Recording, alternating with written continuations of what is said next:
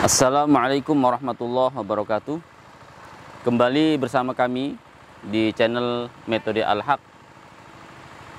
Sekarang saya berada di lokasi tempat pembangunan Masjid Al-Haq di Kilo 8 di Balikpapan.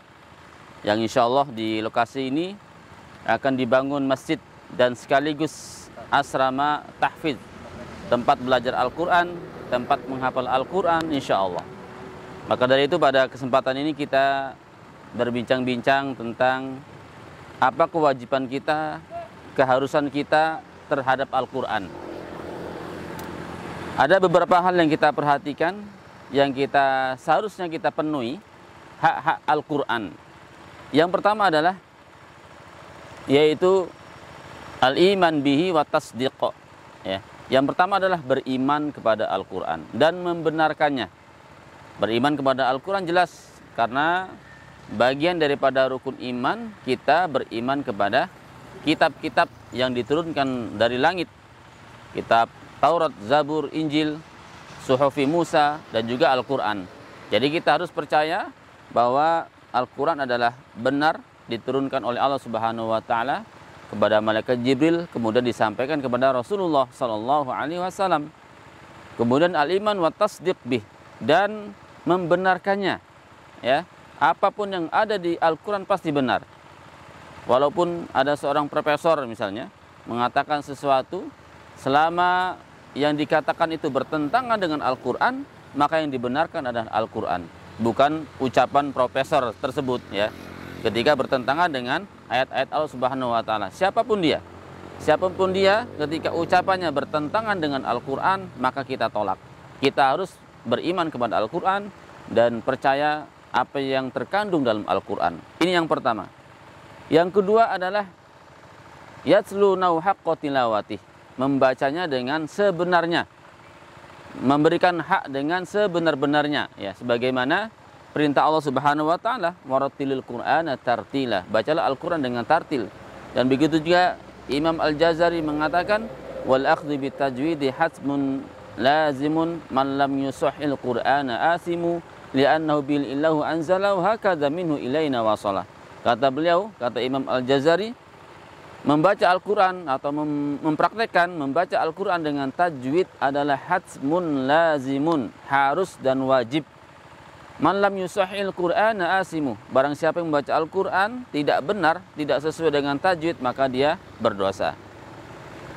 Li'annahu bil illahu anzalah, karena Al-Quran ketika diturunkan Allah Subhanahu wa Ta'ala kepada malaikat Jibril, kemudian malaikat Jibril menyampaikan kepada Rasulullah, itu sudah sesuai, sudah sempurna dengan tajwidnya.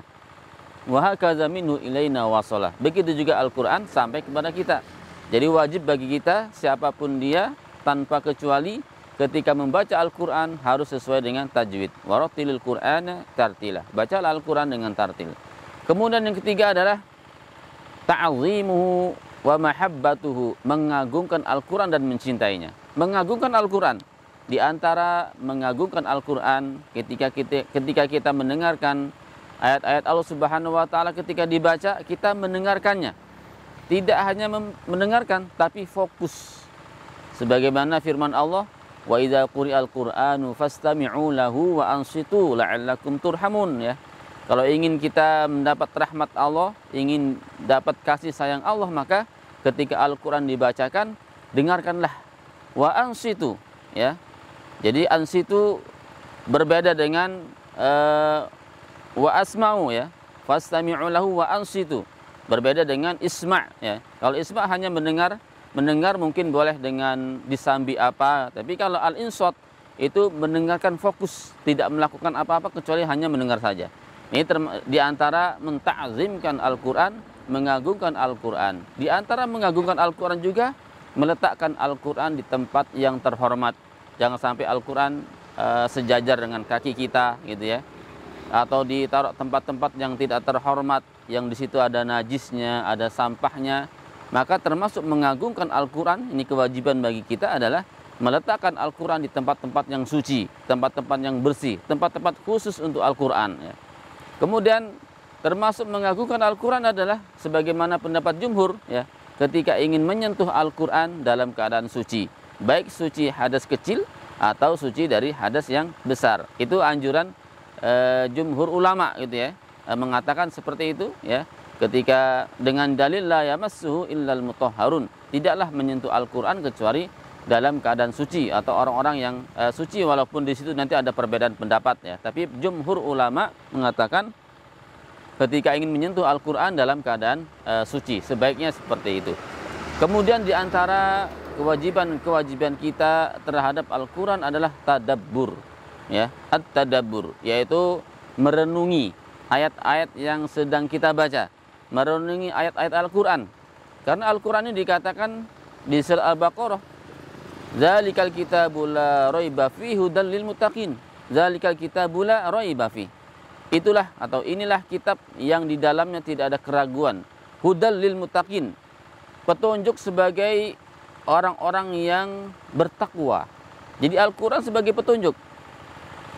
Al-Qur'an bisa menjadi petunjuk ketika yang membaca paham apa yang sedang dibaca. Tetapi kalau tidak paham apa yang sedang dibaca, bagaimana Al-Qur'an bisa menjadi petunjuk ya? Maka pahamilah Al-Qur'an ya. Kita sering membaca Al-Qur'an, maka kita juga sempatkan diri untuk membaca Al-Qur'an dengan artinya apa, tafsirnya apa. Sehingga Al-Qur'an ini ketika kita paham, mengetahui ayat yang kita baca, kita akan mengerti, oh di situ ada petunjuk-petunjuk ilmu. Ada ilmu-ilmu yang kita dapatkan. Ada apa yang harus kita lakukan, apa yang dilarang oleh Allah Subhanahu wa taala. Jadi kalau kita membaca Al-Qur'an dan kita tidak paham sama sekali apa yang kita baca, bagaimana Al-Qur'an bisa menjadi petunjuk? Al-Qur'an bisa menjadi petunjuk kalau kita paham dengan ayat-ayat yang kita baca, dari artinya, dari tafsirnya, bagaimana menurut pendapat ulama ya. Maka kewajiban bagi kita, selain kita membacanya yang pahalanya setiap satu hurufnya 10 pahala, kita juga diharuskan, diusahakan untuk mentadaburi ayat-ayatnya, untuk mengerti dan memahami ayat-ayatnya.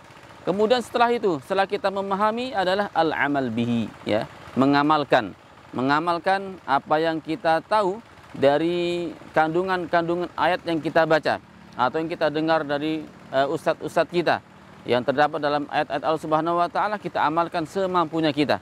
Dan itulah yang dilakukan oleh para sahabat ya.